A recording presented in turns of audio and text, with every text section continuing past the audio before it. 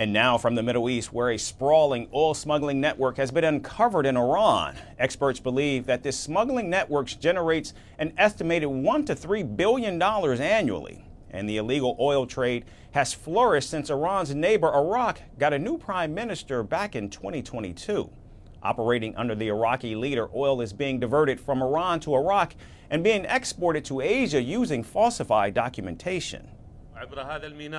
The historic geographical situation of Iraq turns the country from one that needs the ports of others to a country overseeing a sea overlooking the Gulf, which is the biggest waterway in the world where energy and trade activities are concentrated, as well as communication and exchange happen in different forms.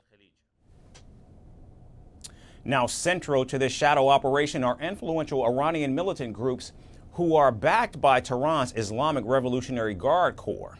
These Iranian proxies are reportedly leveraging control over Iraq's state company that oversees the oil industry. Iran and Iraq have even set up fake oil firms that exist only on paper, allowing easier smuggling of the oil.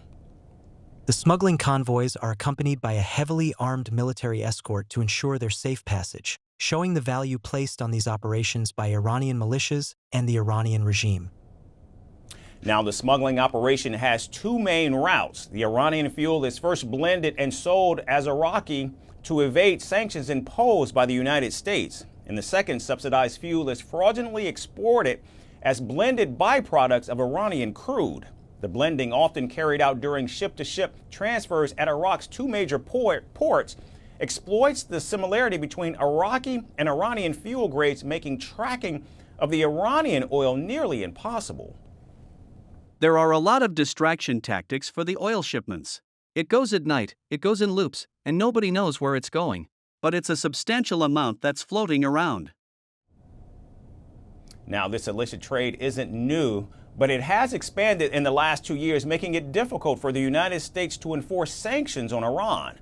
However, Washington is aware of Tehran's oil smuggling operations, along with the involvement of Iranian proxy groups who are subject to U.S. sanctions. During the September visit of Iraq's prime minister to the United States, a State Department official confirmed that the extensive smuggling of oil was in fact discussed. While we cannot comment on specific conversations, we can confirm that the department has stressed with our Iraqi colleagues the harms of illegal trade and our support to bring oil transparently onto the market. Now, it is widely believed that Iran's illegal oil exports are helping Tehran fund its proxy groups like Hezbollah and Hamas. Profits from the illegal oil trade are also being used by the Iranian Revolutionary Guard Corps to fund its military manufacturing, particularly ballistic missiles and attack drones, which are now being bought by Russia. But now that this complex scheme has been uncovered, and more importantly, U.S. officials now know how the illicit proceeds from the smuggling are being used, will there be a major crackdown as a result?